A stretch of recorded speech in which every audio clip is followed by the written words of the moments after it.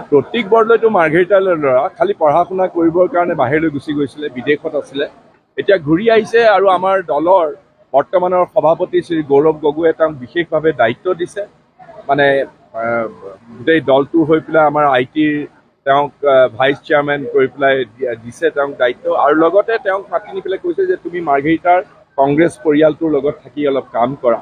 কিন্তু ইয়াত টিকেটৰ লগত কোনো সম্বন্ধ নাই। তেওঁ আহিছে, কাম কৰিছে আৰু নিজেও শিকিব লগা বহুত আছে।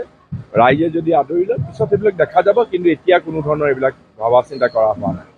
প্ৰতীক বৰদলৈটো মাৰ্ঘেৰিটালৈ ল'ৰা, খালি পঢ়া শুনা কৰিবৰ কাৰণে বাহিৰলৈ গুচি গৈছিলে, বিদেশত আছিলে। এতিয়া ঘূৰি আহিছে আৰু আমাৰ দলৰ বৰ্তমানৰ সভাপতি শ্ৰী গৌৰৱ গগৈয়ে তেওঁক বিশেষভাৱে দায়িত্ব দিছে। মানে গোটেই দলটো হৈ পেলাই আমাৰ IT-ৰ তেওঁক ভাইচ চেয়াৰমেন কৰি পেলাই দিছে তেওঁক দায়িত্ব, আৰু লগতে তেওঁক মাতি নি পেলাই কৈছে যে তুমি মাৰ্ঘেৰিটাৰ কংগ্ৰেছ পৰিয়ালটোৰ লগত থাকি অলপ কাম কৰা। কিন্তু ইয়াত টিকেটৰ লগত কোনো সম্বন্ধ নাই। তেওঁ আহিছে, কাম কৰিছে আৰু নিজেও শিকিব লগা বহুত আছে। ৰাইজে যদি আদৰি লয় পিছত এইবিলাক দেখা যাব, কিন্তু এতিয়া কোনো ধৰণৰ এইবিলাক ভবা চিন্তা কৰা হোৱা নাই।